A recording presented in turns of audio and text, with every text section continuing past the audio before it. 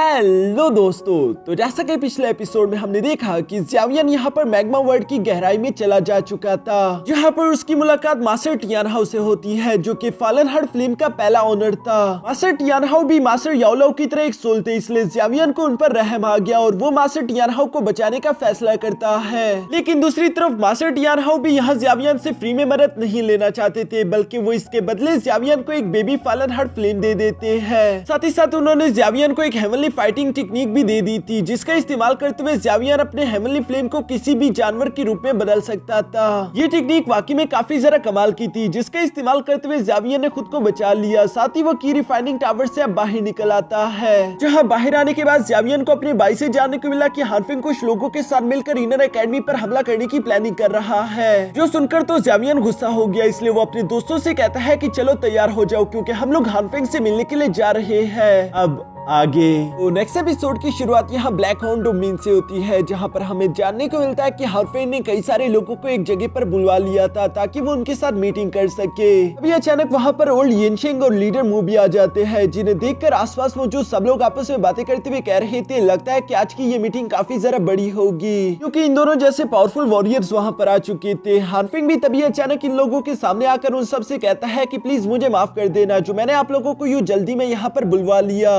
लेकिन जैसा कि सिचुएशन के बारे में आप लोग पहले से ही जानते होंगे कि ब्लैक हॉर्न डोमेन हमेशा से इनर एकेडमी के साथ आना चाहता था। दूसरी तरफ इनर एकेडमी ऐसा बिल्कुल भी नहीं चाहती, बल्कि अभी तो हद ही हो गई, क्योंकि उन लोगों ने मोयान वैली के लीडर डीमन को भी जान से मार डाला। ये सुनकर तो वहाँ पर मौजूद सब लोग ही काफी जरा हैरान हो गए और वो लोग आपस में बातें करते हुए कहते हैं कि क्या सच में ओल्ड डीमन मर गया? वो तो डोसोंग लेवल के 7 स्टार पर था। ये सुनकर तो सब लोग ही इनर एकेडमी से काफी जरा घबरा चुके थे। इवन की ओल्ड येनशिंग भी यहाँ पर लीडर मुझसे कहता है कि ओल्ड डीमन मारा गया, लगता है कि हमें इस फाइट में हिस्सा लेना ही होगा, वरना फ्यूचर में ये प्रॉब्लम हम दोनों पर भी आ सकती है। एल्डर मुझे जवाब देते हुए कहता है कि मुझे जानने को मिला कि ज़्यावियन ने पहले ओल्ड डीमन को काफी बुरी तरीके से इंजर्ड कर दिया था। अगर वो इंजर्ड ना होता तो शायद वो एल्डर कियान और एल्डर बाई के अटैक से खुद को बचा लेता। लगता है कि हमने उस लड़के ज़्यावियन को काफी ज्यादा अंडर एस्टिमेट कर लिया है। हानफिंग जो कि दूर से देख पा रहा था कि यहाँ पर मुझे सब लोगों के दिलों में खौफ बैठ गया, इसलिए वो इन लोगों को और ज्यादा डराते हुए कहता है कि अब तो ज़्याओ सेट भी पहले से काफी ताकतवर हो चुका, जल्दी ज़्याओ सेट भी यहाँ पर आकर इनर एकेडमी से हाथ मिला लेगा। मोयान वैली ने पहले तो इनर एकेडमी को रोकने की अपनी पूरी कोशिश की, लेकिन अब ये सब उनके अकेले की बस की बात नहीं। तुम सब लोग यकीनन ये सब सुनकर घबरा चुके होंगे। जो सुनकर वहाँ पर मौजूद कुछ लोग आपस में बातें करते हुए कह रहे थे कि ज़्याओ सेट तो एक मामूली सा सेक्ट है, भला हमें उससे क्यों परेशान होना चाहिए। जिस पर पास में खड़ा दूसरा आदमी उसे जवाब देते हुए कहता है कि ज़्याओ सेट की लीडर का नाम ज़्यावियन है, और ज़्यावियन के बारे में तुम नहीं जानते तो तुम बहुत बड़े बेवकूफ हो। इवन कि वहाँ पर मौजूद मास्टर गोल्ड एंड सिल्वर भी तो ज़्यावियन को अच्छे से जानते थे, और वो लोग इस बात की अहमियत को भी जानते थे कि ज़्यावियन को रोकना उनके लिए कितना सारा इंपॉर्टेंट है। इसलिए वो हानफिंग से कहते हैं कि बताओ क्या तुम्हारे पास इसका कोई सोल्यूशन है। जो सुनकर हानफिंग धीरे से इवल्स की तरह मुस्कुराते हुए उन लोगों से कहता है कि हाँ मेरे पास एक सोल्यूशन है, क्यों ना हम कुछ वक्त के लिए अपने आपस की दुश्मनियों को बुला दे, ताकि हम लोगों का जो एक कॉमन एनिमी है हम उस पर हमला करके उसे खत्म कर सके। मैं तुम लोगों से एक अलायंस बनाने के लिए कह रहा हूँ। ये सुनकर वहाँ पर मौजूद सब लोग आपस में बातें करते हुए यही कह रहे थे कि क्या उन्हें इनर एकेडमी के खिलाफ जाना चाहिए या नहीं, क्योंकि इनर कनान एकेडमी के खिलाफ जाना काफी जरा खतरनाक होगा। हानफिंग जानता था कि ये लोग क्या सोच रहे हैं, इसलिए वो यहाँ पर अपनी चाल चलते हुए कहता है, लीडर मू और ओल्ड येनशिंग ने तो ऑलरेडी मेरा साथ देने का फैसला कर लिया, तुम लोगों की बारी है कि तुम लोग किस साइड को चूज करोगे। जो सुनकर तो अब लोगों में थोड़ी बहुत हिम्मत आ गई थी, इसलिए वो लोग आपस में डिसाइड करते हुए कह रहे थे कि अगर लीडर मू और ओल्ड येनशिंग हमारे साथ है तो हमें ज्यादा डरने की कोई जरूरत नहीं, लेकिन अगर हम लोग आपस में एक अलायंस क्रिएट भी कर ले तो हमारा लीडर कौन होगा। यहाँ पर इन लोगों के दरमियान इसी तरह की बातें चल रही थी, जबकि लीडर मू तो यहाँ पर हानफिंग की इस चालाकी को देखकर अपने मन में कह रहा था कि हानफिंग काफी ज्यादा बड़ा एक्टर है, इसकी ये चालाकी वाली एक्टिंग से मुझे खुद को बचा कर रखना होगा। दूसरी तरफ हानफिंग यहाँ पर मौजूद इन लोगों से कहता है, लीडर तो मैं ही हूँ, अब चाहे तो तुम लोग मेरा साथ दो या ना दो।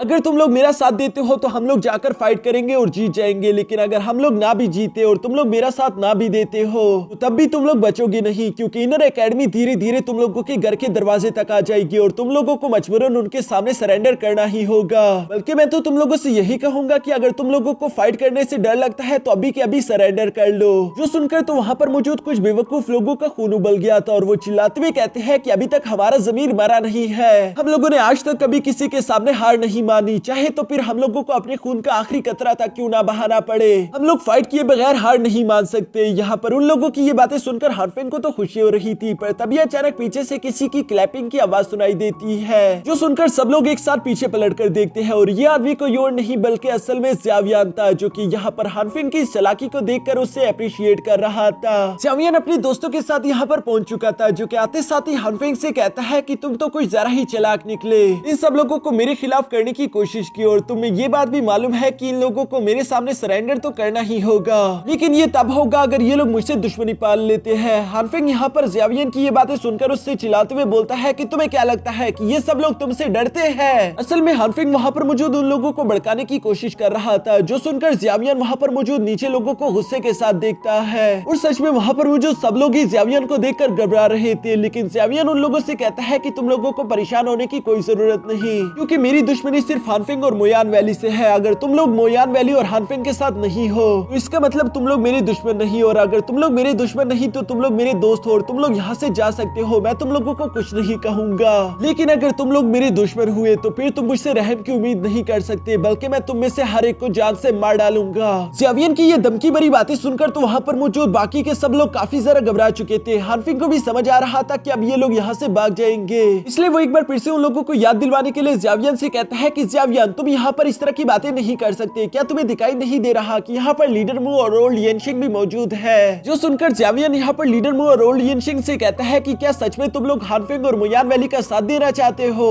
जिस पर लीडर मू आगे की तरफ आते हुए ज़्यावियन से कहता है कि ज़्यावियन हम लोग क्या करें, हमारी भी मजबूरी है। तुम्हें ये बात तो समझ आ गई होगी कि मेरे और ओल्ड येनशिंग के लिए ये बुद्धि लिक्विड कितनी ज्यादा इंपॉर्टेंट है, हम लोग उसे लिए बगैर यहाँ से नहीं जा सकते। जो सुनकर ओल्ड येनशिंग भी ज़्यावियन से कहता है कि हाँ, और अगर तुम वो बुद्धि लिक्विड हमारे हवाले कर दो तो हम तुमसे वादा करते हैं कि हम बिना कोई प्रॉब्लम क्रिएट करे यहाँ से शांति के साथ चले जाएंगे। हानफिंग तो यहाँ पर इन दोनों की बातें सुनकर दिल ही दिल में गुस्सा होते हुए इन दोनों को गद्दार बोल रहा था। साथ ही वो दूसरी तरफ खड़े गोल्ड और सिल्वर मास्टर को इशारा करते हुए ज़्यावियन को रोकने को बोलते हैं। जो सुनकर मास्टर गोल्ड और सिल्वर तेजी के साथ उड़ते हुए फौरन यहाँ ज़्यावियन के सामने आ गए और वो ज़्यावियन से कहते हैं कि ज़्यावियन प्लीज हमें माफ कर दो, लेकिन तुम यहाँ पर इनवाइटेड नहीं हो, इसलिए तुम्हें यहाँ से जाना होगा। असल में वो ज़्यावियन को धमकाने की कोशिश कर रहे थे। जो सुनकर ज़्यावियन धीरे से मुस्कुराते हुए फौरन बिजली की तेजी के साथ आगे जाते हुए उन दोनों मास्टर को गले से पकड़ लेता है। साथ ही ज़्यावियन उन दोनों से कह रहा था कि तुम दोनों के पास इतनी एबिलिटीज नहीं कि तुम लोग मुझसे इस तरह से बात कर सको। ज़्यावियन की ये बिजली से तेज रफ्तार तो देखकर नीचे मौजूद लोग काफी जरा हैरान होते हुए कह रहे थे कि आखिर ये स्पीड कितनी तेज थी। इस तरह की खतरनाक स्पीड देखकर तो वहाँ पर मौजूद कोई भी ज़्यावियन के सामने आने की हिम्मत भी नहीं कर सकता। जबकि पास में मौजूद लीडर मू यहाँ पर ज़्यावियन के उन नए विंग्स को देखकर समझ गया था कि ये तो उसी स्केलेटन बीस्ट की मदद से ज़्यावियन ने ये विंग्स क्रिएट किए हैं। उसे अब पछतावा हो रहा था कि आखिर उसने ज़्यावियन को ये स्केलेटन बीस्ट क्यों दिया था। दूसरी तरफ हम ज़्यावियन को देखते हैं जो कि गुस्से के साथ यहाँ पर गोल्ड और सिल्वर मास्टर के गले को दबा रहा था और वो दोनों ज़्यावियन के सामने अपनी जान की भीख मांग रहे थे। ज़्यावियन थोड़ी देर गुस्से में रहने के बाद आखिरकार उन दोनों पर रहम करते हुए उन्हें जमीन पर पटक देता है, जो देखकर अब तो वहाँ पर मौजूद सब लोग काफी ज्यादा घबरा गए और वो लोग यही आपस में बातें करते हुए कह रहे थे कि हमें यहाँ से भागना होगा वरना हम लोग जिंदा नहीं बचने वाले। दूसरी तरफ ज़्यावियन खुद के हाथों को साफ करते हुए यहाँ पर एल्डर मूर से कहता है कि एल्डर मूर तुम्हारा बेटा क्या कोमा से बाहर निकल आया? ये सुनकर तो सेक्ट लीडर मूर को काफी जरा शौक लग गया। वो ज़्यावियन की तरफ देखते हुए कहता है कि अच्छा तो यानी कि वो तुम हो जिसने मेरे बेटे को पॉइजन दिया था। जो कहते हुए लीडर मूर को तो काफी जरा गुस्सा आ रहा था, जबकि असल में वो तो पॉइजन गर्ल थी जो कि यंग प्रिंस के पास से गुजरते हुए उसे पॉइजन दे चुकी थी। सेक्ट लीडर मूर यहाँ पर ज़्यावियन की ये सारी बातें सुनकर उससे कहता है कि चलो मुझे वो एंटीडोट अभी के अभी दे दो। जो सुनकर ज़्यावियन मुस्कुराते हुए कहता है कि नहीं, इतनी आसानी के साथ नहीं, ये मसला आज के दिन मेरा हानफिंग और मोयान वैली के साथ है और अगर तुम हमारे बीच में आओगे तो मेरा काम बिला वजह मुश्किल हो जाएगा। हानफिंग समझ चुका था कि ज़्यावियन क्या सोच रहा है, इसलिए वो सेक्ट लीडर मूर से कह रहा था कि तुम्हें ज़्यावियन की बातों में आने की कोई जरूरत नहीं। एक बार ये प्रॉब्लम खत्म हो जाए तो मैं तुमसे वादा करता हूँ कि मैं तुम्हारे बेटे का इलाज खुद ही कर दूंगा। जो सुनकर ज़्यावियन भी यहाँ पर एल्डर मूर से कहता है कि तुम्हारी बेटी की बॉडी में जो पॉइजन है वो कोई नॉर्मल पॉइजन नहीं और उसकी जान जा सकती है। क्या तुम सच में रिस्क लेना चाहते हो, वो भी एक ऐसे इंसान के ऊपर भरोसा करके जो कि पॉइजन के बारे में कुछ भी नहीं जानता? सेक्ट लीडर मूर थोड़ी देर सोचने के बाद यहाँ ज़्यावियन से कहता है कि ज़्यावियन क्या तुम वादा करते हो कि एक बार जब ये सारी प्रॉब्लम खत्म हो जाएगी तो तुम मेरे बेटे का इलाज करने के लिए मुझे एंटीडोट दे दोगे? जिस पर ज़्यावियन कहता है कि मैं अपने ज़्याओ सेट की कसम खाता हूँ कि एक बार ये जंग खत्म हो जाए तो मैं तुम्हें तुम्हारा एंटीडोट दे दूंगा। जो सब सुनकर लीडर मूर यहाँ ज़्यावियन से कहता है कि ठीक है, फिर मैं तुम पर यकीन करने के लिए तैयार हूँ। हानफिंग को ये बात पसंद नहीं आ रही थी। वो सेक्ट लीडर मूर को समझाने की कोशिश करते हुए बोलता है कि ज़्यावियन तुम्हें बेवकूफ बना रहा है, लेकिन सेक्ट लीडर मूर से कहता है कि खामोश हो जाओ, ये मेरी बेटी की जिंदगी का सवाल है, मैं अपनी बेटी को दांव पर नहीं लगा सकता। इसलिए वो मजबूरन हार मानते हुए यहाँ से जाने के लिए कहता है क्योंकि अब सेक्ट लीडर मू यहाँ पर फाइट नहीं करने वाला, इसलिए ओल्ड येनशिंग भी फाइट करने से मना कर देता है, जो जानकर तो हानफिंग को काफी ज्यादा गुस्सा आ रहा था। बाकी के सब लोग भी यहाँ पर हानफिंग का सिर्फ इसलिए साथ दे रहे थे क्योंकि उसके पास सेक्ट लीडर मू और ओल्ड येनशिंग था, लेकिन चूंकि अब वो दोनों फाइट नहीं करने वाले, इसलिए वो सब लोग भी निराशा के साथ यहाँ हानफिंग का साथ छोड़ते वहां से जाने के लिए रवाना होना शुरू हो गए। हानफिंग को ये सब देखकर बहुत ही ज्यादा गुस्सा आ रहा था, लेकिन अब चूंकि सब कुछ उसके हाथ से निकल चुका है, इसलिए वो ज़ावियन की तरफ देखकर हंसते हुए कहता है कि तुम मरना चाहते हो, लेकिन कोई बात नहीं, मैं तुम्हें मौत दिलवा कर ही रहूंगा। ये कहते उसे जोर से आवाज लगाते हुए कहता है कि प्रोटेक्टर ज़ुआन, हमारे प्लान बी को शुरू करने का वक्त आ गया। हानफिंग के ये कहते साथ ही पीछे पहाड़ी से कुछ ब्लडी ऑरा निकलते हुए यहाँ हानफिंग के ऊपर आकर इकट्ठा होना शुरू हो जाता है, जिस ऑरा को देखकर वहां पर मुझे सब लोग ही काफी ज्यादा शॉक हो चुके थे, जबकि ज़ावियन सरप्राइज होते हुए कहता है कि ये तो हॉल ऑफ सोल का ऑरा है। अभी अचानक यहाँ ज़ावियन के सामने हॉल ऑफ सोल का एक प्रोटेक्टर ज़ुआन आ चुका था, जिसे देखकर हानफिंग यहाँ कहता है कि प्रोटेक्टर ज़ुआन, आपके सामने जो लड़का मौजूद है उसका नाम है ज़ावियन, आपको इसी को जान से मारना है। ज़ावियन का नाम सुनकर तो प्रोटेक्टर ज़ुआन मुस्कुराते हुए कहता है कि इस लड़के का नाम तो मुझे प्रोटेक्टर वू ने भी बताया है कि मुझे इसे जान से मारना है। दूसरी तरफ ज़ावियन यहाँ पर प्रोटेक्टर वू का नाम सुनकर पहले से जरा गुस्से में आ गया, जो देखकर तो मास्टर ज़ुआन मुस्कुराते हुए कहता है, लड़के प्रोटेक्टर वू का नाम सुनकर तो अचानक से तुम्हारे रंग बदल गए, तुम्हें काफी गुस्सा आ रहा है, लगता है कि मैं जो कुछ भी सोच रहा था वो बिल्कुल सही है, और वैसे तुम्हें गुस्सा आना भी चाहिए, ये बिल्कुल जायज है क्योंकि प्रोटेक्टर वो तुमसे तुम्हारे मास्टर को छीन कर जो ले गया था। पर फिक्र मत करो, मैं बहुत ज्यादा अच्छा हूँ, मैं आज के दिन तुम्हें तुम्हारे मास्टर से मिलवाने वाला हूँ। ये कहते साथ ही वहाँ पर प्रोटेक्टर ज़ुआन ने सोल डिवोरिंग फॉर्मेशन को क्रिएट करना शुरू कर दिया, जिसके लिए वो वहाँ पर चारों तरफ काफी सारा ब्लडी ऑरा फैला देता है। ये देखकर ज़ावियन के दोस्त फाइट करने के लिए पूरी तरीके से तैयार हो चुके थे, जबकि बाकी के सब लोग इस ऑरा से घबरा रहे थे। उन्हें समझ नहीं आ रहा था कि आखिर ये प्रोटेक्टर ज़ुआन करने की क्या कोशिश कर रहा है। दूसरी तरफ ज़ावियन जो कि पहले भी सोल डिवोरिंग फॉर्मेशन को देख चुका था और वो जानता था कि ये फॉर्मेशन कितनी ज्यादा खतरनाक है। प्रोटेक्टर ज़ुआन भी यहाँ पर अपने ब्लड का सैक्रिफाइस देते उस फॉर्मेशन को पहले से ज्यादा स्ट्रॉन्ग करते हुए एक्टिवेट कर देता है, जिसकी वजह से हम देखते हैं कि वहाँ पर जितने भी सोल फ्लैग्स थे उनके अंदर से सोल निकलते हुए यहाँ ज़ावियन और उसके दोस्तों पर हमला करना शुरू कर देती है। इन सोल्स की बॉडी से निकलने वाली एनर्जी कमजोर लोगों को तो बहुत ही ज्यादा बुरी तरीके से इफेक्ट कर रही थी, जबकि ताकतवर लोग इसके सामने आसानी के साथ टिक पा रहे थे। साथ ही दूसरी तरफ हम ज़ावियन के दोस्तों को देखते हैं जो कि उन सोल्स के अटैक्स की वजह से थोड़ी मुश्किल में फंस चुके हैं। सब लोग ही अपने फाइटिंग स्टाइल, टेक्निक्स और इवन के वेपन्स का इस्तेमाल करते हुए उन सोल्स को डिस्ट्रॉय करने की कोशिश कर रहे थे। ज़ावियन देख पा रहा था कि वहाँ पर उन सोल्स की तादाद तो बहुत ही ज्यादा थी, इसलिए वो ज़ावियन की तरफ पलटते हुए कहता है कि अगर हम लोग यूं ही फाइट करते रहे तो जल्दी हम लोगों की एनर्जी खत्म हो जाएगी, फिर हम लोग फाइट करने के काबिल नहीं बचेंगे।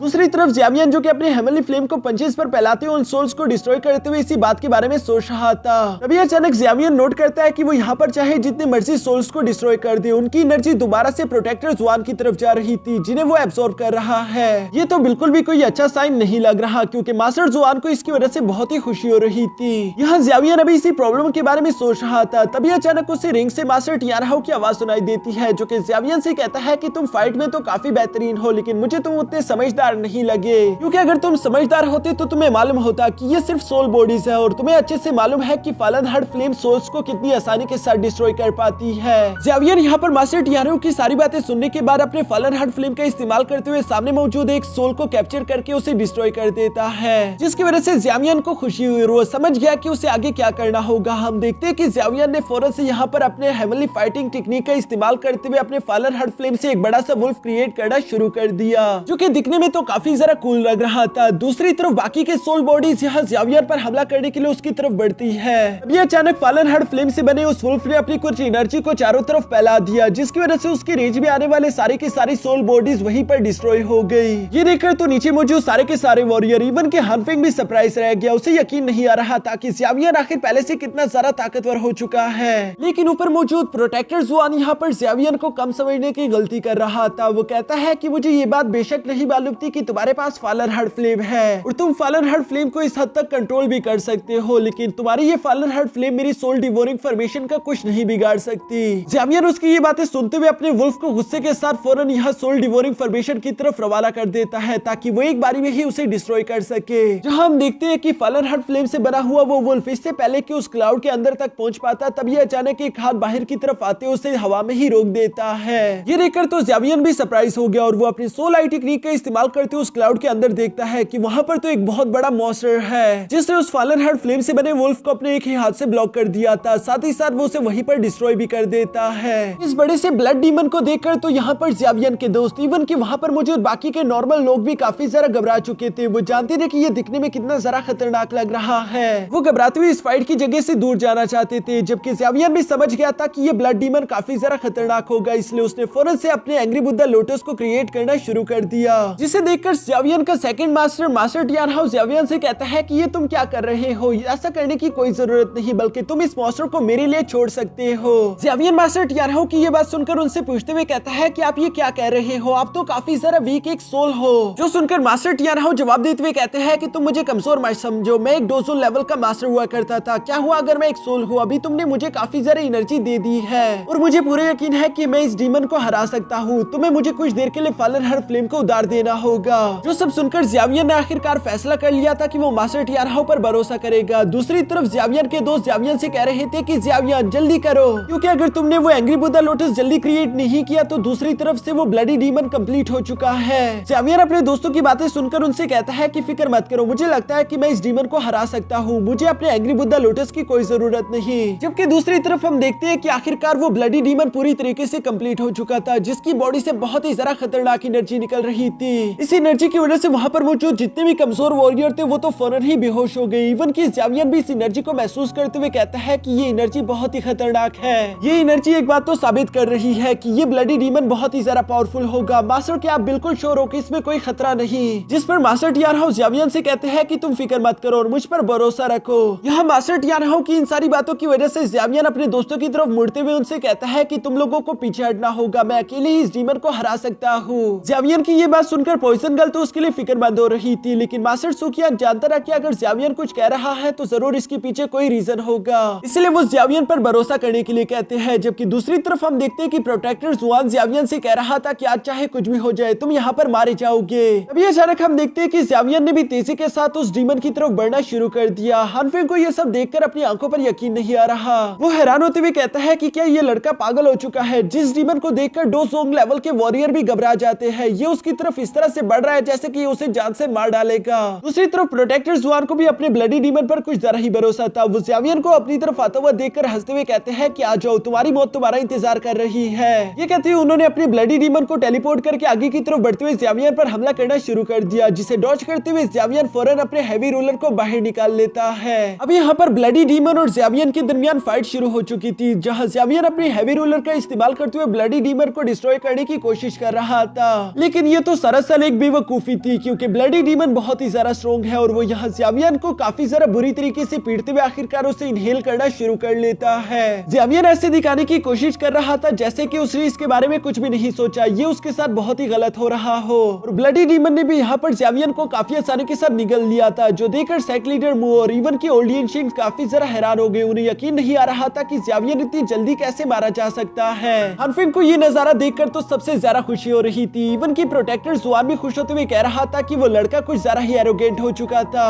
उसकी एरोगेंसी ने ही उसकी जान ले ली। पॉइजन गर्ल ये देखकर गुस्सा होते हुए अभी आगे की तरफ बढ़ने वाली थी, लेकिन मास्टर सुकियान ने उसे वहीं पर रोक दिया, क्योंकि वो बड़ा सा ब्लडी डीमन जो कि पहले बिल्कुल सही लग रहा था, अचानक उसकी बॉडी से fallen heart flame energy flow करना शुरू कर देती है। ये देखकर तो प्रोटेक्टर जुआन हैरान होते हुए कहता है कि आखिर ये सब चल क्या रहा है। जबकि दूसरी तरफ हम देखते हैं कि असल में ब्लडी डीमन के अंदर ज़ावियन अभी भी बिल्कुल जिंदा सलामत था, जहाँ पर मास्टर टियानहाउ ज़ावियन के फॉलन हर्ट फ्लेम का इस्तेमाल करते हुए वहाँ पर मौजूद उस ब्लडी डीमन को कमजोर करने की कोशिश करता है, लेकिन उसकी एनर्जी कम पड़ रही थी। इसलिए हम देखते हैं कि ज़ावियन ने अपनी मेंटल एनर्जी यहाँ पर मास्टर टियानहाउ के साथ शेयर करना शुरू कर दी, जिसकी वजह से मास्टर टियानहाउ ने वहाँ पर मौजूद ब्लडी डीमन को पूरी तरीके से डिस्ट्रॉय कर दिया। साथ ही साथ देखते ही देखते वो वहाँ पर मौजूद सारे के सारे सोल एनर्जी को भी एब्सॉर्ब कर लेते हैं। अपनी सोल एनर्जी को यूं किसी और के हाथों एब्सॉर्ब होता हुआ देखकर प्रोटेक्टर जुआन तो गुस्से से पागल हो गया और वो ज़ावियन से कहता है कि कमीने आखिर तुम्हारी हिम्मत कैसे हुई, मेरी सोल एनर्जी अभी के अभी मुझे वापस करो। जबकि नीचे की तरफ हम यहाँ सेक्ट लीडर मू और साथ ही साथ ओल्ड एंशिएंट को देखते हैं, जो कि ज़ावियन की ताकत से तो काफी जरा इंप्रेस हो चुके थे। साथ ही वो लोग इस बात को भी लेकर खुश थे कि उन लोगों ने ज़ावियन के साथ यहाँ पर पंगा नहीं लिया,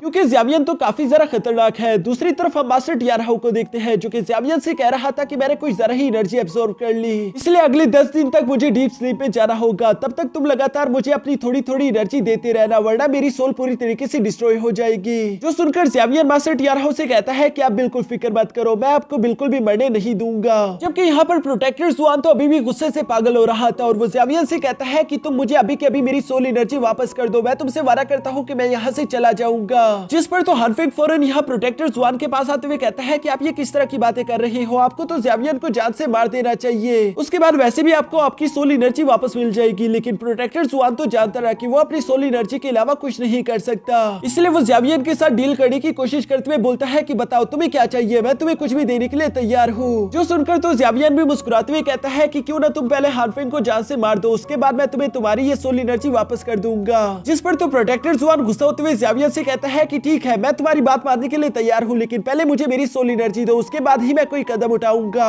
हानफिंग तो प्रोटेक्टर जुआन की ये बातें सुनकर अपने मन में यही कह रहा था कि ये कमीना तो गद्दार निकला, जबकि गद्दारी का डिपार्टमेंट तो मेरा है। सामने की तरफ से ज़ावियन वैसे भी इन लोगों के साथ कोई डील नहीं करने वाला था। वो अपनी हेवनली फ्लेम को एक्टिवेट करते हुए कहता है कि माफ करना, तुम दोनों में से यहाँ पर कोई भी जिंदा नहीं बचने वाला, क्योंकि हॉल ऑफ सोल का हर एक इंसान जान से मारा जाएगा। यहाँ ज़ावियन ये सब कह रहा था। दूसरी तरफ प्रोटेक्टर जुआन हानफिंग से कहता है कि चलो मेरे साथ आओ, हम ज़ावियन को जान से मार देंगे। लेकिन तभी अचानक हानफिंग अपनी सोल यहाँ पर प्रोटेक्टर जुआन के पीठ में खोप देता है। साथ ही वो उससे कहता है कि तुम्हारी सोल एनर्जी के अलावा तुम बेकार हो और मेरे किसी काम के नहीं, तो क्यों ना मैं तुम्हें ही मार के तुम्हारी सोल को एब्सॉर्ब कर लूं, इसकी वजह से मुझे ताकत मिलेगी और मैं तुम्हारा भी बदला ले पाऊंगा। फिक्र मत करो, मेरे लिए किसी की पीठ में खंजर खोपना कोई नई बात नहीं है, मैं ये पहले भी कर चुका हूँ। हानफिंग की यहाँ इसी गद्दारी के साथ हमारा ये एपिसोड यहीं पर खत्म हो जाता है।